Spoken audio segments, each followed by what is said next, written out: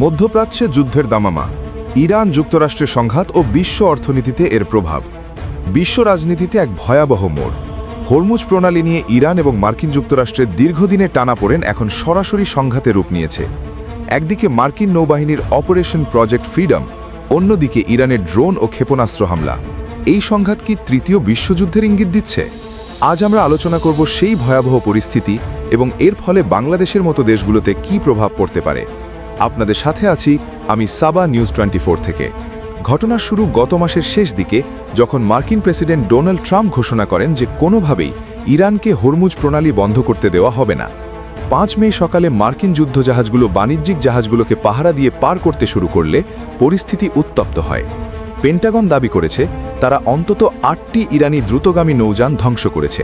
কিন্তু প্রশ্ন হল, এই আন্তর্জাতিক জলসীমায় আধিপত্য বিস্তারের এই লড়াই কি কেবল তেলের জন্য, নাকি এর পেছনে রয়েছে গভীর রাজনৈতিক চাল?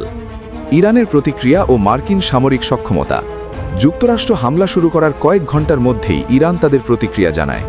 ইরানের রিভলিউশনারি গার্ড বাহিনী বা IRGC জানায় তারা মার্কিন জাহাজে নয়, বরং তাদের মিত্র দেশগুলির গুরুত্বপূর্ণ স্থাপনায় ড্রোন হামলা চালিয়েছে। বিশেষ করে সংযুক্ত আরব আমিরাত এবং ওমানের উপকূলে বড় ধরনের বিস্ফোরণের খবর পাওয়া গেছে। ইরান পরিষ্কার জানিয়ে দিয়েছে তাদের সার্বভৌমত্বে আঘাত হানলে মধ্যপ্রাচ্যের কোনো দেশই নিরাপদ থাকবে না।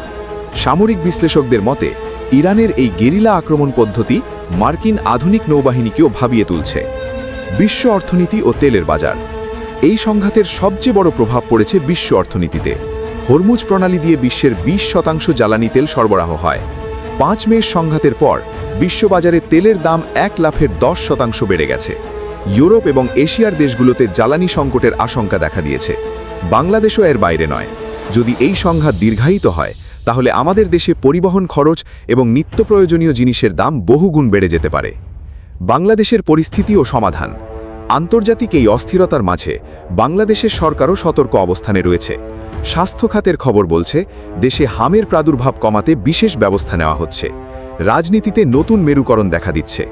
সংঘাতময় বিশ্বে বাংলাদেশ কিভাবে নিজের অর্থনীতিকে রক্ষা করবে, সেটিই এখন বড় চ্যালেঞ্জ। কূটনৈতিক পর্যায়ে শান্তি আলোচনার আহ্বান জানানো হয়েছে।